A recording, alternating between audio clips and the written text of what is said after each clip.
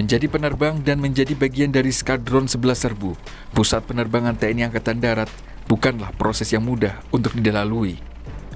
Ratusan jam terbang haruslah dilalui oleh para calon-calon penerbang Puspenerbat agar dapat dipercaya sebagai bagian penjaga dan pendukung langit Nusantara.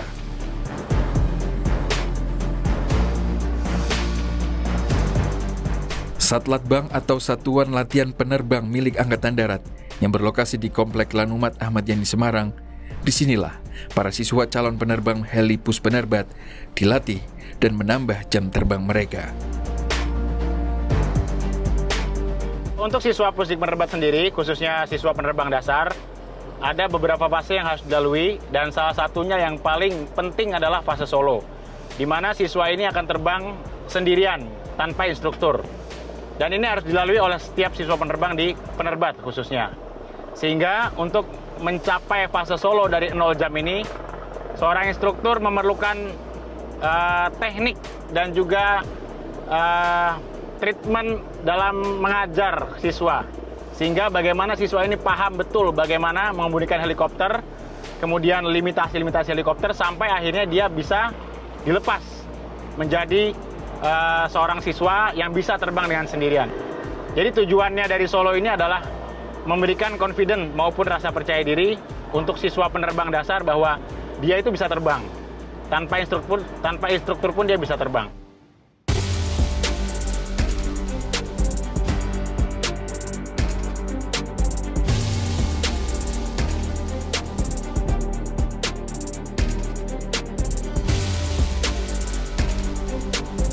Salah satu siswa penerbang yang kini tengah mengenyam pendidikan di Satlatbang Pusat Pendidikan Penerbat Angkatan Darat, Fajar M. Al-Faruq, adalah salah satu lulusan yang meraih Adi Makayasa Akmil tahun 2019.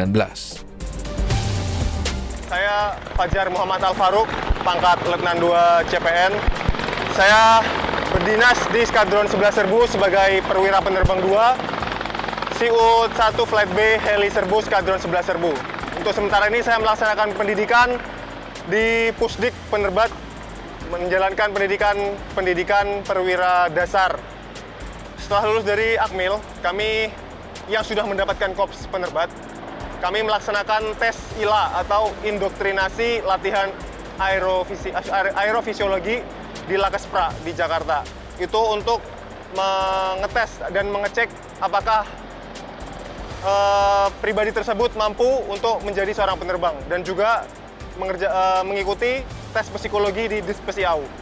Dari situ untuk perwira yang lulus ILA dan tes psi melanjutkan pendidikan di Pusdik Penerbat.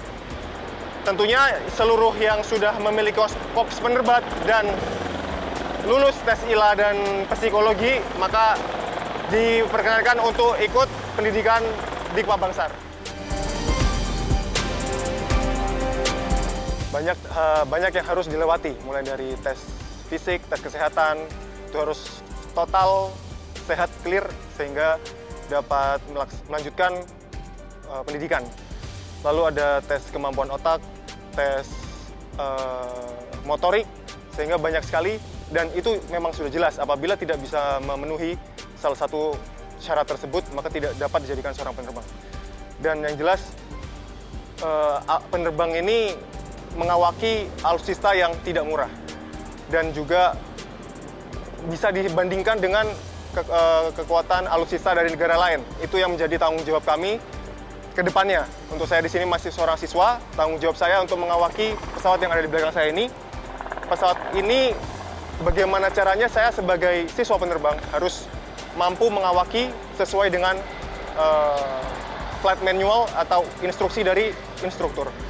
Dan sekali lagi itu tidak mudah. Jadi itu menjadi salah satu kebanggaan saya sebagai perwira di Penerbat ini.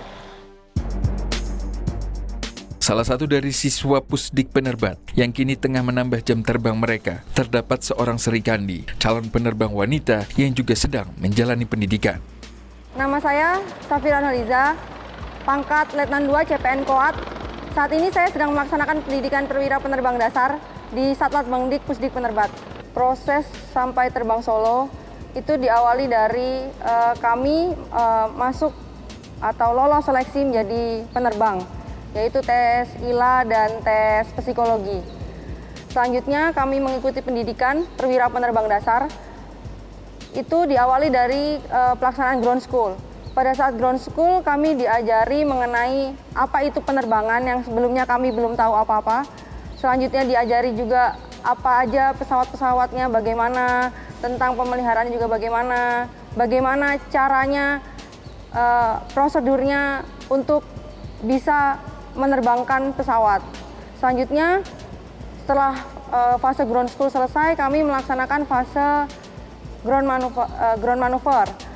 Saat fase ground maneuver itu kami diajari mengenai bagaimana cara prosedur, kokpit prosedur terlebih dahulu. Bagaimana urutan-urutannya dari awal sampai akhir, melaksanakan start engine dari awal sampai akhir. Selanjutnya bagaimana caranya hover pesawat itu diam, yang itu menurut saya itu sangat sulit karena membutuhkan kesabaran, karena kita bekerja itu tidak hanya dengan tangan dan kaki. Kita kedua tangan bekerja, kedua kaki bekerja, telinga dan mata yang harus selalu waspada. Kebanggaan saya itu sangat luar biasa menjadi seorang penerbang koat TNI Angkatan Darat yang sangat sedikit jumlahnya. Dapat dikatakan hanya 9 orang dari kami, dan setelah ini kami sudah belum ada lagi penerbang koat. Di sini saya merasa bangga bahwa saya wanita, saya tentara, dan saya juga bisa menjadi seorang penerbang. Dengan tujuan akhir dapat mengabdi kepada satuan dan juga TNI sebagai penerbang Angkatan Darat. Tentunya masing-masing diri bertekad untuk menunjukkan kemampuan masing-masing agar dapat sepenuhnya mengabdi kepada bangsa dan negara. Harapan saya sebagai seorang instruktur Apache maupun instruktur penerbang dasar ke depannya adalah supaya siswa penerbang dasar khususnya berupaya dengan teknologi yang semakin maju bagaimana mendapatkan ilmu penerbangan dari semua sumber yang ada, baik digital, audiovisual, maupun sharing dengan penerbang-penerbang senior. Sehingga ke depannya bisa menjadi penerbang yang baik, yang handal, yang profesional, dan bisa mengabdikan diri untuk masyarakat, bangsa, dan negara.